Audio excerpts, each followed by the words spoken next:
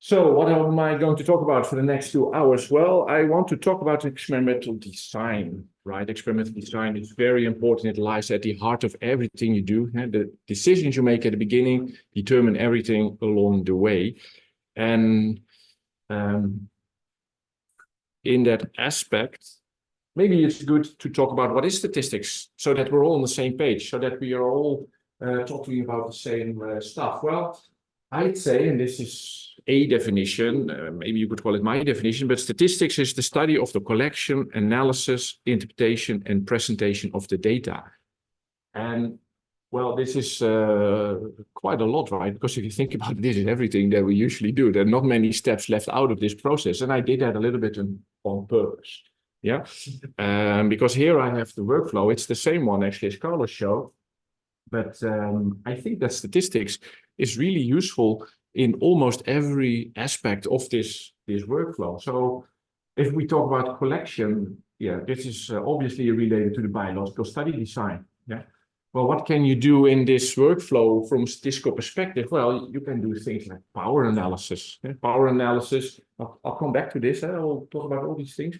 It's, in a nutshell, is how many observations do I need to collect to be able to show that there is, well, a difference, say, between two groups, right? It's the power of your work. Yeah. Your treatment design, yeah, related to how many observations am I going to take, if it's like 2 groups or 3 groups, or sampling schemes, etc. Yeah. This also relates to data acquisition. You can talk about quality control strategies, sampling or measurement designs. Yeah, I will talk hardly about this topic. Yeah, I think Carlos will touch upon this later. But it can also be very useful for pre-processing. Statistics can be used for data pre-processing, normalization, platform independent quantification. Yeah. Well, I dotted this arrow. I'm not going to talk much about this or anything at all. Metabolite identification, yeah. Statistics can play a role in metabolite identification, yeah, maybe to give you a certain prediction of an identification or a certain confidence level with a certain identification. It's all in the realm of statistics. But we can also use statistical analysis for explorative or predictive work, yeah, once we have the data. Well, this one has a solid arrow. We'll definitely be talking about this one. And well, if we talk about interpretation, well, interpretation is really going into the statistical analysis. Right? When you do your explorative analysis, when you do your modeling, your predictive modeling, and you are immediately entering the interpretation of things.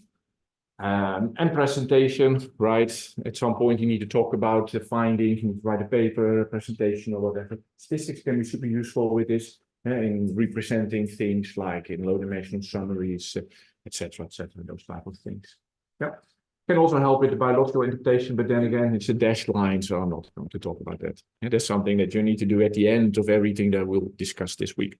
Yep. So the topics of today that I want to talk about, it's design of experiments, power analysis, hypothesis testing. I want to say a little bit about multiple comparisons, because of the huge amount of data that we have. We'll talk a bit about visualizations. So yeah, a bit of arrows pointing out where the different things can be placed inside this workflow. Yeah, I'm really trying to drive the point home. The statistics is everywhere, right? I guess you have figured it out. Well, the second part that I will be talking about is not today. That will start on Thursday. On Thursday, I will talk about visualization in the form of principal component analysis, but also we'll talk about modeling, like partial, least squares, discriminant analysis. Yeah, that will be Thursdays. Thursdays, what I'll probably do is just a quick preview. On Thursday, I will talk about the theory, the lecture part, and on Friday morning, we'll do the hands-on. Yeah, the session split into 2 parts. Yeah. So let's go to experimental design. And also, let's talk about what is experimental design. What is it useful? Well, experimental design is a procedure to plan experiments so results are objective and lead to valid conclusions. This is what we want, right? We want to make valid conclusions. We want our results to be objective. And experimental design is basically your shopping list to achieve this. Yeah, that's what it is. So why do we design experiments? What are other reasons, more pragmatic reasons? Well, you could argue it to increase efficiency, right? If you write down what you're going to do, if you think about how you are going to do it, you're going to organize yourself. Yeah, you might figure out that you make small errors here and there, or things are becoming less and less efficient. Yeah, so that's, I think, one of the key components. It forces you to think about what you do. Yeah.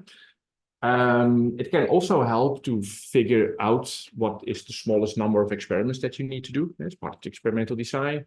We know that more is usually better, but after a certain point, if you have, let's say, 40 observations, my guess is going to be that 50 doesn't do that much anymore in typical experiments, right? So it will tell you at what moment you have sufficient observations. But also to ensure the validity of your results, right? Doing an experimental design, planning your experiment by the book. And I will give different examples how you can make errors. Ensures that the results you get are valid, you have correct results, because you have used the correct methodology, and so you draw the right conclusions. Yeah, that's where we want to go to. Yeah. Well, how can we achieve these things? Well, one of the keywords that you will hear me say sometimes are you want to reduce the influence of unwanted variation in your experiment. That's one of these big sentences, right? And I will say this many times, I will come back to it multiple occasions, but what you want to do in your experiment is only observe the variation that you have an interest in, that you put there, that is your desired variation. Yeah? And you want to limit or filter out all your variation that is not of your interest, that is hindering you, that is going to cause any problems that you will have later down the road. And experimental design is really a way to be aware of it and to counteract it or even prevent it. Yeah, so that's why you want to do it. So, but everything starts with the research question. Yeah, that's really what you want to start with. The big question is, what would you like to investigate? What answer do you want? What question do you seek?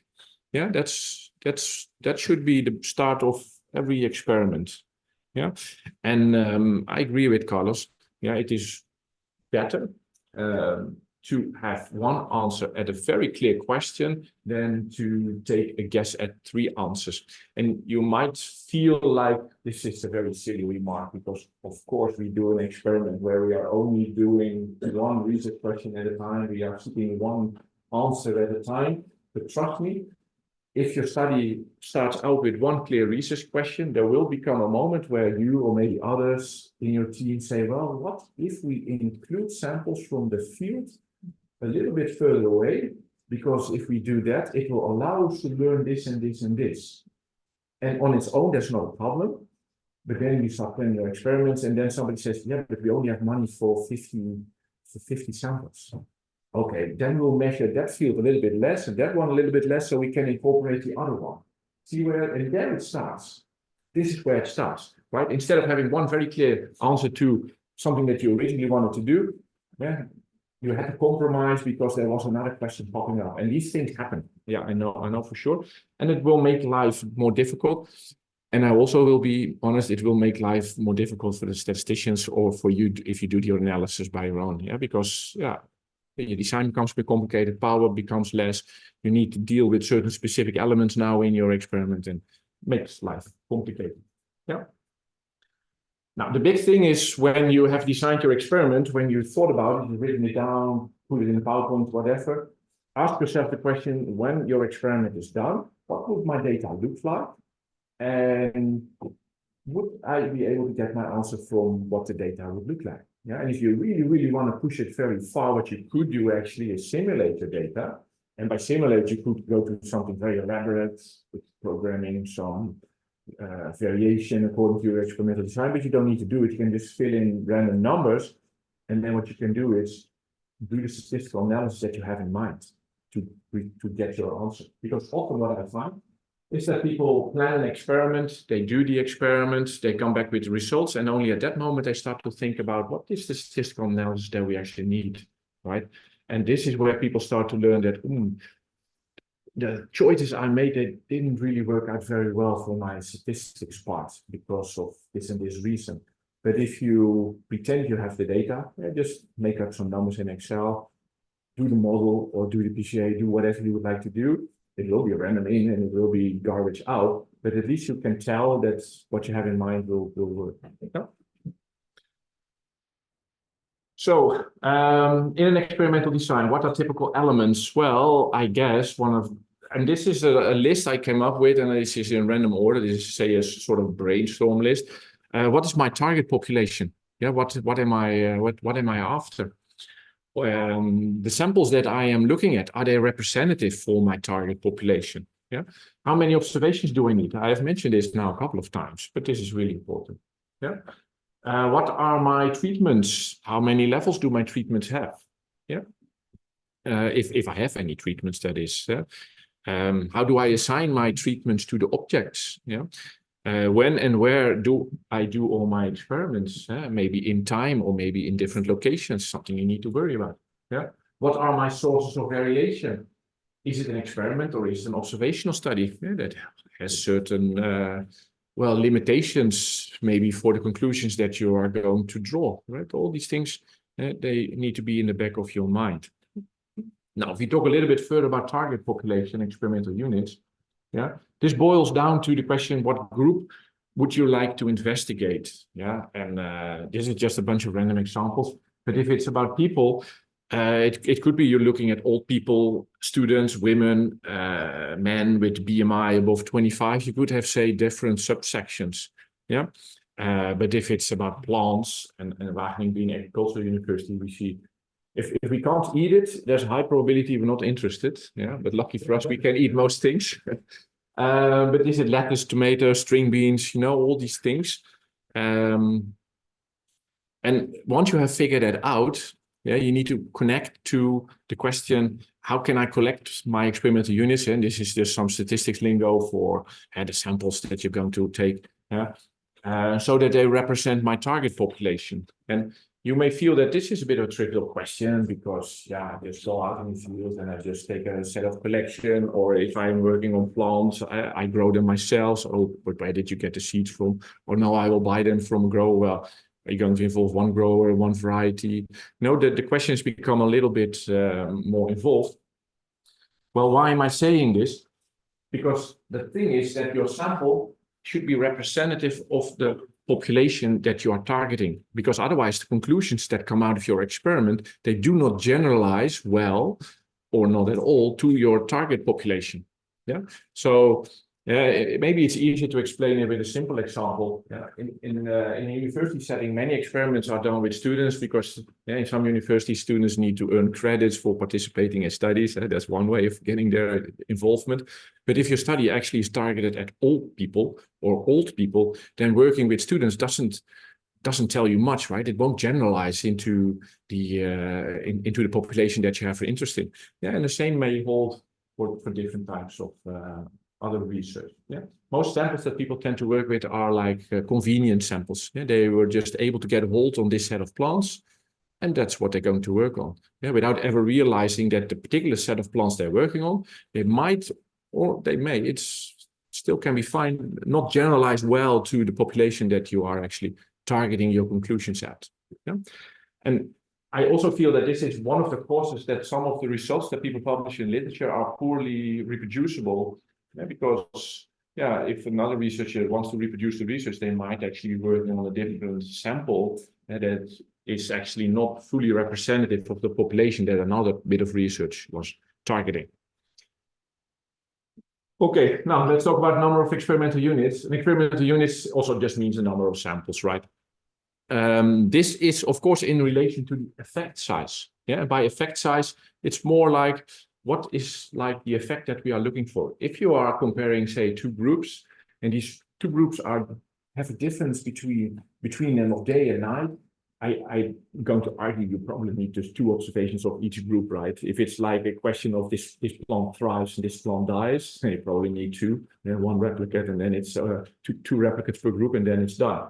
But these very large effects we are usually not researching them, right? Maybe it's already been done. Usually research we are doing involves smaller effects, small to medium effects. And then sample size is usually not so clear. The number of observations is usually dictated by time constraints and budget constraints, right? Sometimes, and it's maybe a bit of a silly example, people come to me and ask, well, I want to do this experiment, but you always talk about sample sizes. Can you help me figure out what's an optimal sample size? But they only have money for 30. Well, then I'm like, the answer is 30. Yeah, because if that's your upper limit, then yeah, that's your upper limit, right? So it's not always possible, but what you could do, say your number is 30, what you could do is do a power analysis, and then given a certain sample size, you can actually calculate what would be the power of my experiment. Yeah, and power of an experiment, it's a probability that given your sample size, you will see a certain difference between groups, generally speaking, right? So if you do an experiment and you only have money for 30 observations, but you learn, well, let's use a smaller sample size. Say you only have money for 10 observations, yeah, and you do your power calculations, and then the power calculations tell you, well, I have a power of, say, 20%. It means there's a 20% chance that your experiment will deliver your answer.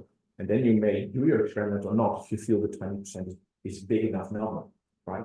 So it could actually lead to you saying, well, if I do it with 10 observations, the chances of me finding my result is too small, and I'm just saving my money for another experiment.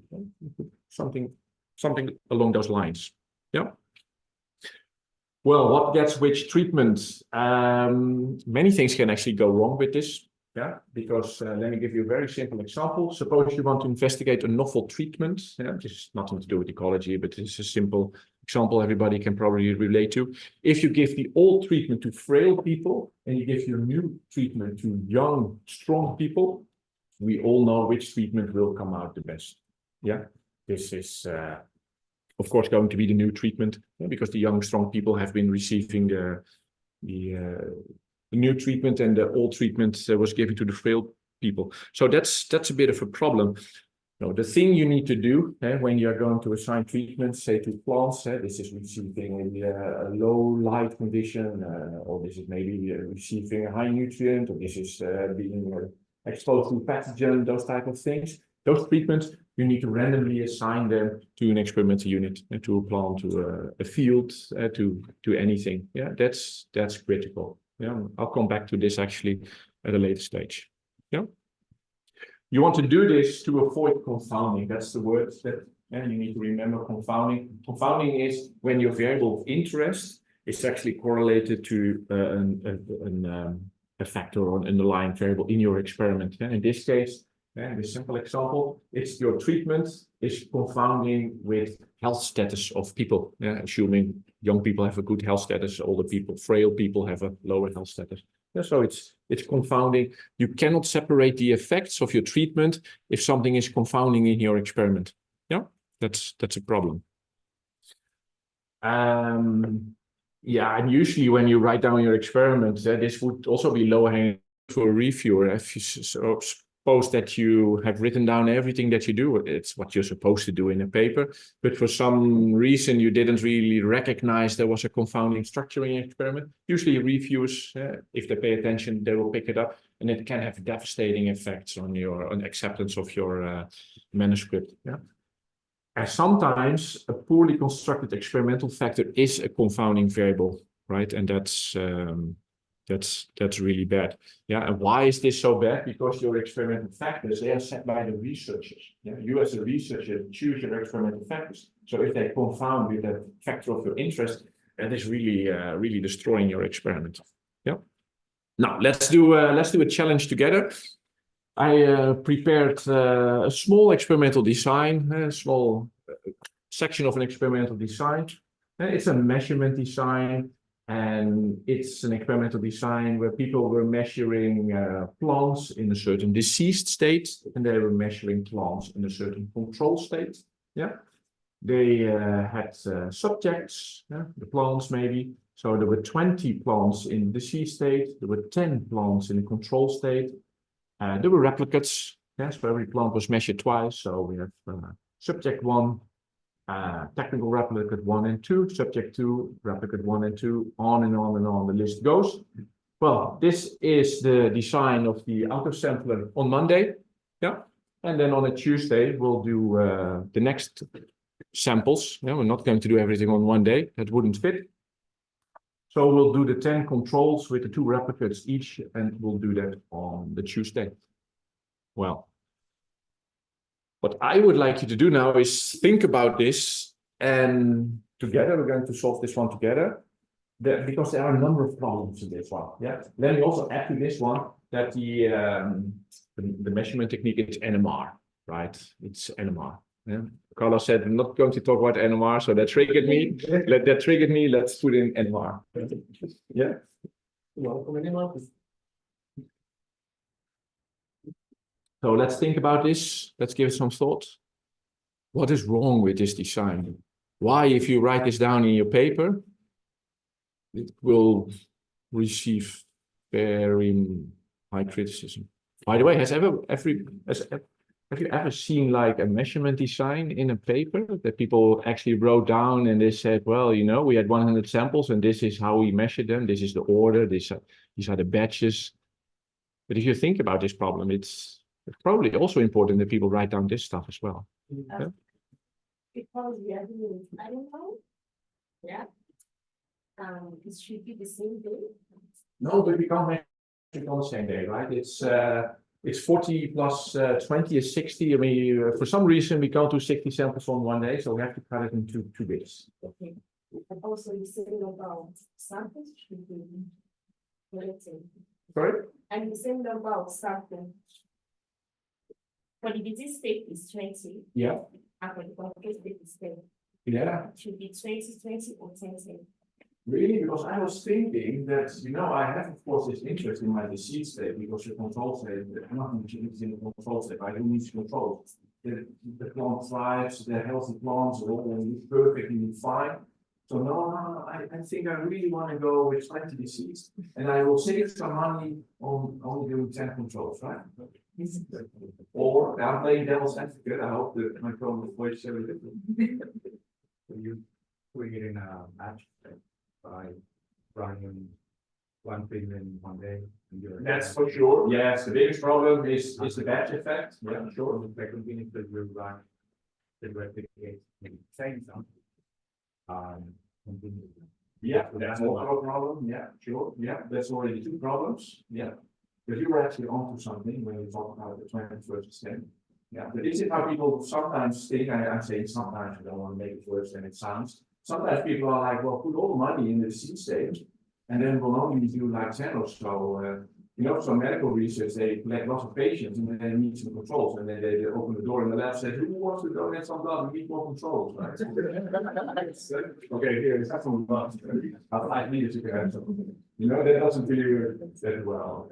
Now, let me address the 20 versus 10 first, because from a statistical point of view, if you want to have the highest power meaning the probability that you actually see your significant effects, they need to be balanced or close to balanced. So 2010, my guess is that probably if you did 15-15, you would have a higher power than 2010. It's the smallest group that will be bottleneck. Yeah, so it's a bit fun, but the controls are also good. So you're right. Now you two say your suggestions were like you introduce the batch effect, and there is like all the replicas are next to each other. But maybe we should talk about replicates in NMR, the technical replicates. There's one subject that's being measured twice. So, yeah, I did NMR a long time ago, but everything I did twice, it should was like almost identical, right? But we should still the case. So technical replicates in NMR, that's a basic. Not sure if I want to replace the one somewhere else. So. But even if it's DCMS or whatever, and there's a bit higher variability in your replicate, you don't want to put them next to each other. Why don't you want to put them next to each other? Maybe you can help me. You can have the issue without sample, or if you get what sample, then the next replicate be contaminated with the leftovers from the previous. Sure, can happen. Yeah. So you can have that happen. Yeah, like new line actually, you randomize it. Yeah, sure, I agree. Yeah, you can have leftover stuff that spills over from one sample to another. But there's also, besides having batch effects, if you do things on different days, you can have batch effect. Maybe there is just, I find it very difficult to come up with reasons why you can have batch effects if the machine hasn't been touched. But it could be the most funny stuff that influences it. Maybe the sensitivity goes down from one day to another. Yeah, that's a problem. Yeah, pressure on your LCMS could slightly change, so you'll have a different retention time. Yeah, exactly. Yeah, so that would be causes for batch effects. But within a batch, you also have this injection order effect because the samples at the end of the line, they're really waiting the longest. And if the two replicates are waiting for, say, 10 hours before it's their turn, yeah, they will be influenced together. So now you have the effect of injection order confounding with your samples. That's not something you want. Yeah. So now, did I forget anything? It was like batch effect, injection order, technical replicates, and I don't do the rest. All the rest want to do. Unequal sample sizes, lots of things can go wrong. So now, how can we fix this? How can we use this correctly? Randomization, yeah, sure. We need to randomize, right? I'd say get rid of the technical replicates unless you have a really specific interest in that. But randomize the scene state and the control state in between them. Yeah, and probably you might not still do it on one day, but do it on 2 days. Yeah. And then you can also incorporate in your statistical model, you can incorporate factors for batch number per day of measurement, and you can incorporate injection order within the day. And that really helps to filter out all the unwanted variation that you might have in such a that might really work out well. Yeah. But this is what people actually did, right? If you feel that this example is a bit over the top, people really did measure the seed state on Monday and the controls on Tuesday. They even went so far to do it on different machines. Yeah, so then you have 2 different machines for the 2 different treatments that you have, 2 different operators, 2 different everythings, and that is really killing everything, right? So that's a bad thing. Yeah, there was a question. Yeah, if we're talking about plants, then say the control state might be really boring, and you really might be always the same, but sick might have some variation in it. Say they might not all be exactly sick as the next replicate. So it would make sense then to measure 20, wouldn't it? If your variation is very small in your reference. Yeah, I agree. Yeah, if you're going to measure 20 times the same thing in the control set, and then by the same I mean literally the same, then the variation is small and then it's fine. But if the variation is substantial, yeah, agree. Yeah. But then on the other hand, say you are doing an experiment with controlling 2 treatments, yeah.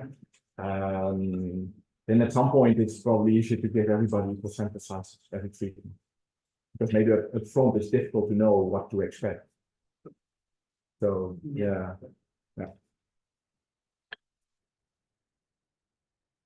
So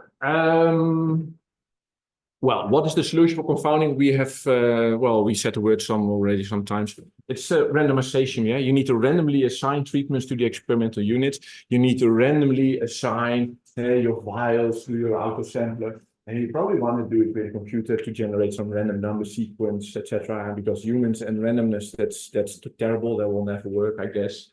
Yeah, and that's the idea. Yeah. Well, here's another example, one that I picked from literature. This will happen if you have a problem with this. This will ruin your experiment if you didn't randomize properly. This is an analysis of QC samples. Yeah, people are looking at tryptophan over here. What you see on the x-axis is injection order. So they have 150 samples injected with tryptophan. Should all be the same concentration. So you expect some sort of horizontal line with some variation on top of that. But what you see is at some point over here, this one is a bit early, over here, there seems to be some degradation after 120 samples. Yeah, the peak area is really dropping dramatically. So something is happening over here. I'm not sure, I can't recall the technical problems anymore. But what would have happened if you didn't randomize and you did your healthy over here and did your controls over there? Then definitely the answer for the statistics would be that tryptophan is actually lower in the control group than in the healthy group, in the treated group than in the healthy group. So you would falsely be led to believe that tryptophan in this instance was like a biomarker or important compound in this particular disease. But you're looking at nothing else than an artifact of some degradation of something. But if you were to randomize everything, then the pattern would be broken, and that's what you want. You want the patterns to be broken by randomization. Now let's talk a little bit about replication. Replication is very important. Replication is repeating the same treatment more than once. And it was like a month ago that a researcher came to me and said, can you help me with my metabolomics experiment? I need some statistics. I have measured 3 treatments, measured them on 8 days in time. We did metabolomics, we did some specific assays, etc. And I was thinking, oh yeah, that sounds like time series data. Can we mix models again? That sounds like a lot of fun. Well, at least to me, I guess. And then I started to ask questions about, well, can you tell me a bit about the experiment, what you did, what are the questions attached to it, what's your experiment design, how many replicas do you have? And then quite soon it was like, replicas? Well, we have 3 treatments. You have to say, how often did you measure each treatment? It was something with bioreactors. So I asked, well, then I was like, well, how many bioreactors did you use in your experiment? And there was 3, because we had 3 treatments. So then I was like, yeah, but that's not really working out well, because what you need, of course, is for statistics, what you need is to have a difference. You have an idea, you need to have an idea about the variation between the treatments, and you need to compare that to the variation within a treatment. And this is usually what it boils down to. And the variation between the treatments, that's, I guess, still possible if you only have monos. But in a treatment, if you only have one number, then yeah, it's not going to work. When that person said, well, yeah, but well, we outsourced it to some metabolomics company, and they have this documentation and said that the variation that in your measurements is at maximum 10%. Can't you use that as the within variation? I thought that was quite a clever answer, actually. But then I said, no, because that's the technical variation. It's like when you measure the same stuff twice, what is the variation that you can expect? It's not related to the biological variation. And then in the end, it's like, sorry, statistics becoming a hard job. Even PCA with these 3 objects is not going to be useful. So you might do some qualitative, descriptive stuff, but that's not in the realm of statistics. So this is an illustration that is super important to do replicates. So if you have replicates, what can you get? Well, you improve the precision of your effect estimation, because the mean of replicates is more accurate than a single observation. Having more replicates means your estimate will be more precise because it's based on more observations. It decreases standard errors. Now you're thinking, what's a standard error? Well, a standard error is just fancy talk for the standard deviation of the things you're trying to estimate. And if you have more observations, then your standard deviation and thus your standard errors become smaller numbers, meaning that you know the quantities you're after with bigger precision. Your statistical tests will give lower p-values, and that's typical stuff that you want. So that brings the question, well, what type of replicates do we have? Well, actually, you can have as many types of replicates as you can come up with, but on this slide, I just put like 3. You have biological replicates, and biological replicates measures biologically distinct material. So it's like having 2 plants, or 3 plants, or 4 plants, and you take a measurement from each plant, and you're not doing, say, 1 plant 4 times, or you're not doing 1 plant and then 4 different leaves or something. No, it's really this, and this is the variation you typically have an interest in. What you can do is replicate samples, and the words that I'm using, they may not align maybe with the words you're used to, but I hope you get the picture across. But replicate samples are like multiple samples from the same biological specimen. So if you have 1 plant, you take 4 leaves. That's not quite at the level of biological replicate, but it's at the level of a replicate sample. You're using 1 sample multiple times. And then at some point you may have technical replicates. And this is just a repeated measurement from the same biological material after sample preparation. So you did all your work, something is ending up in a vial, and you just measure the vial twice, say, that will be technical replicate. And if you think about the variation that you expect in these replicates, it goes from high variation to low variation, because the highest variation is always present in your biological replicates. Different plants will give you way bigger variation than just injecting the same stuff twice. Or it will even give you more variation than one plant and analyzing 2 leaves from that plant. Also, by the way, from a statistical point of view, let me emphasize, is that when you have one plant, you take multiple leaves to do an analysis on, because these leaves are coming from the same plant, they have become dependent. And from a statistical perspective, if you have dependent observation, you need to go to a bit more elaborate statistics. So if you want to do easy statistics, it's always best to take the biological replicates. So if you do time series, say you measure something in time, say you have a plant, so the plant, you measure them, say 8 days. What you can do is have one plant and measure it 8 times, but you can also do 8 plants and measure each plant 1 time in a certain time frame. The latter one is the easiest way to solve with statistics, but if you have one plant following the time, it's a time series, statistics is usually a bit harder. But that as an aside. So let's talk about biological variation. Biological variation is within object variation in response to experimental factors. That's what you're after. That's what you want to know, right? So you have different experimental units, different plants. These plants receive certain treatments. Those could be concentration of nutrients, differences in light conditions, everything that you would like to study. And then you are going to figure out what is the response of the plant. And typically this is related to your research questions, to your research hypothesis. This is what you want to know. And the usual statistical follow-up would be, in the simplest case, it would be 2 sample t-test. If you have 2 groups, you kept everything the same and only changed your treatment or not, you could do it with a 2 sample t-test. But if you have a more elaborate experimental design with multiple factors like batch effects, injection orders, anything else, then you might want to go to linear modeling where you can also incorporate that. But this is usually at the level where you want to be. So you need replicates at this level. That's definitely what you need. And the thing is that, say, technical replicates and replicate samples, from my example, they study different types of variation, right? For instance, technical replicates, they measure how reproducible is the machine spitting out the numbers that I'm looking at. Well, of course, we know there can be some variability, but the variability that the machine is producing should be, of course, way, way less than the variability between 2 different plants. Otherwise, it becomes a random number generator. If you want to know something about sample preparation, well, what you can do is have one plant and divide the biological material in 2 and just do 2 times the same sample preparation and then measure whatever you have. And then you will get an idea of your sample preparation variation. But my guess is it will be in between biological variation and probably the technical replicate variation.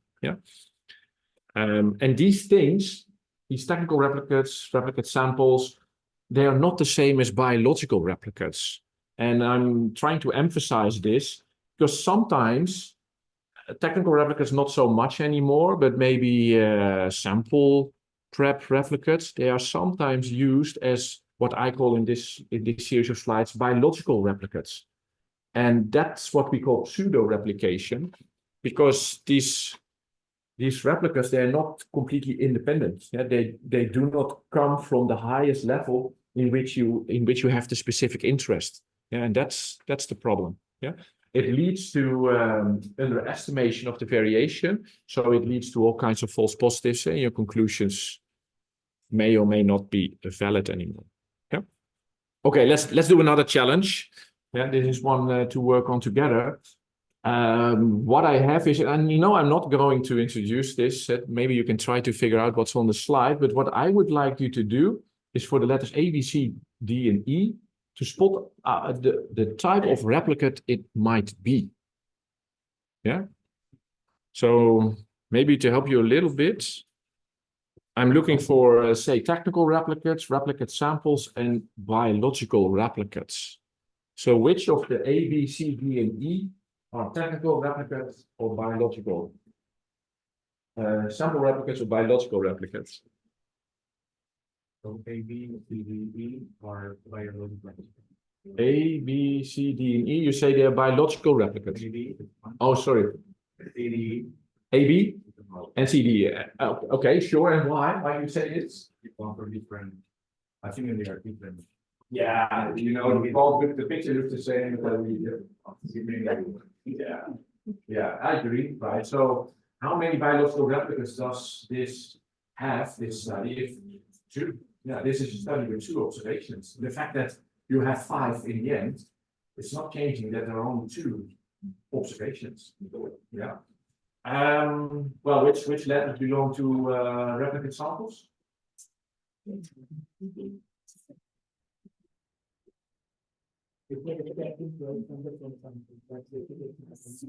Yeah, maybe I should have added another word because I was also thinking maybe we could do a sample prep replicates. Yeah, Or could be C, D, and A. yeah, you know, I'm thinking what I put in the exercise, but I'm not sure how it comes across is that C and D there, those would be sample prep replicas, right? We have biological material, and obviously we divide it in 2, we do some stuff. And then it ends up in 2 files, and then we get some machines. Yeah. What about technical replicas? D and E. Yeah, technical replicas D and E. Here we have 1 file, and apparently these 2 types of machines. So it's injecting the same stuff twice. So what about this thing over here? A and B. So apparently, yeah, so technical reference. Yeah, it's a small detail maybe, but yeah, it might be the variation instead of you didn't put like exactly the same in 2 files. Whatever that happens, yeah, yeah. So it's the idea of those replicates, that type of replicates. Is that clear for everybody? But also that it's really important for statistics that you are at the level of the replicates that you have an interest in, right? Of course, yeah, if you say you have an interest in things, so you would like to know, well, I'm not sure if my sample preparation is very useful because I feel that all the time I'm getting some stuff I can't, you know, then you need to put it in your statistical analysis, right? Then you need to put it in there. Yeah, or suppose that you want to investigate if your machine is really doing 2 times the same thing, if it's offered the same sample, then you want to do an analysis on your technical replicates, right? But usually, yeah, it's fine. Yeah, usually you have these protocols, we know it's working. Yeah, and then in your statistical analysis, you only want to include your biological replicates. Yeah? All the other ones, you can just average them from a statistical perspective. And if people give me data and I see technical replicates, sure, I'll ask questions and talk about it. Ask about what they would like to learn from the data. But usually I just average them because they will give me a better estimate of the numbers they should have been. Yeah, that's the idea. Yes. But maybe just a comment, because I come from the technical side. When everybody jumps into collaboration, make sure not to step over checking this reproducibility of how to process the sample. So let's say there is a new student that starts with a protocol that's well established. I can tell you, as we do, give them the same sample a couple of times and do them go through it repeatedly, and then they will see how their variation, that's just technical replicates, will becoming better and better. And once they have the level that experienced students know, then they may process examples, and then the experience level of that we need 10 replicates, this will work on. Don't step too far about this technical replication. It might just kill all the experience on the experimental side. Yeah. Great advice. Yeah, I fully subscribe to that one. Yeah, yeah, super important. Yeah.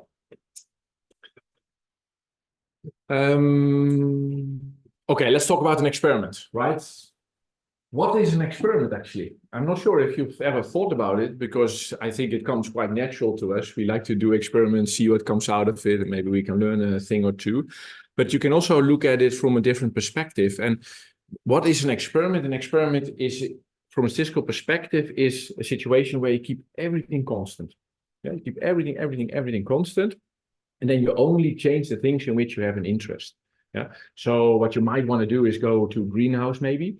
Yeah, those examples come naturally to me. Go to a greenhouse, and you have, say, two groups of plants.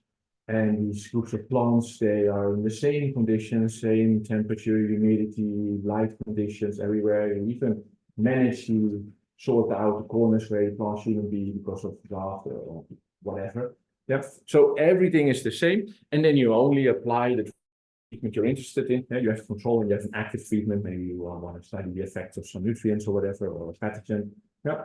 And then if you do it like this, yeah, when you observe the changes in your outcome, the things you measure, you know that is causal because you have kept everything the same, and the changes you observe, well, they must have come from your intervention. Yeah, so you can draw causal conclusions. Yeah, that's the idea, and the idea is that the variation can only be caused by your experimental factors. Now, of course, this is a little bit problematic when you're doing an observational study. In an observational study, you cannot keep everything constant. Yeah, you cannot only change the things which you have an interest in. No, you go out and you observe, literally observe what's there, and you bring it back into the lab or you record it on the spot. Yeah, and then the problem is that you cannot really draw causal conclusions because you don't know if there are any underlying confounding factors for which you are not really aware of. Yeah, but you can, well, if you do it according to some rules, you can maybe get us very close to draw some causality links. Yeah, but usually things are a bit more difficult in observational studies. Now, the idea is that all variation, ideally, when we talk about experiments, all variation is induced by the experimental factors. Yeah, that's keeping everything constant, only changing the things in which you're interested. But sometimes there are these small errors attached, these small measurement errors, but that's fine. That's what we expect. But now there's a problem. You have dreams and reality. Realistically, we will also have other sources of variation. And these other sources of variation, they come on top of the variation that you desire, the variation that you want to observe because you want to draw your conclusions based on that particular variation. And the problem is that these other sources of variation might actually obscure the variation in which you have this specific interest. And then, of course, the problems begin. So the question is now, what are these other sources of variation? Yeah. I think this might be a great cliffhanger for the coffee break. Yeah, shall we do that? Yeah.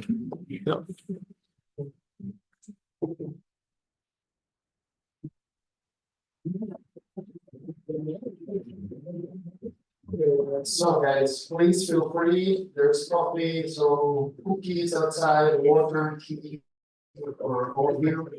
It's you have all this space we can chat a little bit, get to know each other, and yeah, enjoy it. Sorry, we have your message late. No problem.